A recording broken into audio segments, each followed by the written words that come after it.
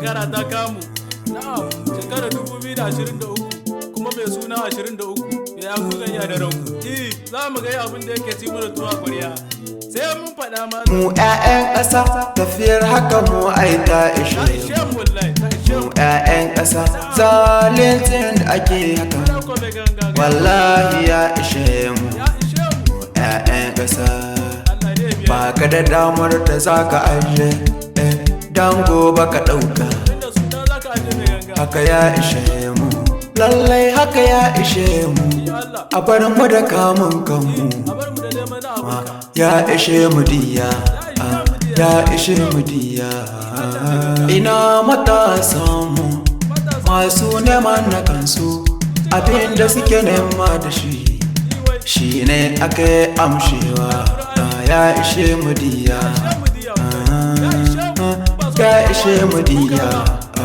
komai dan mu suke a faɗar bakinsu ba magane ba inda za ka je wurin aikinka da su bi ka su amushe babur wannan ya ishe mu diya mu 'ya'yan ƙasa tafiyar haka mu ai ta ishe mu 'ya'yan ƙasa zalincin da ake haka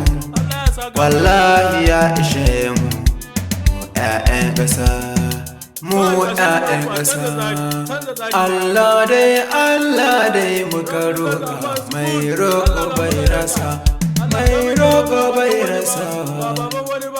inda ya roƙa a gurin Allah shi na faɗa na faɗa zantuka za na faɗa akan makishin gida wanda ke son 'yan ƙasa da mai son mu 'ya'yan ƙasa tafiyar haka mu ai ta ishe mu 'ya'yan ƙasa zalincin da ake haka wallahi ya ishe mu 'ya'yan ƙasa mu 'ya'yan ƙasa nesa te muka so ta zama kusa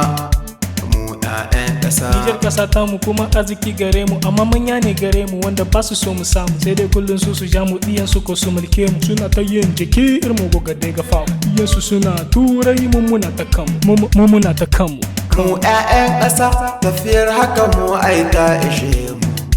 mu 'ya'yan ƙasa zalincin da ake haka wallahi ya ishe mu 'ya'yan ƙasa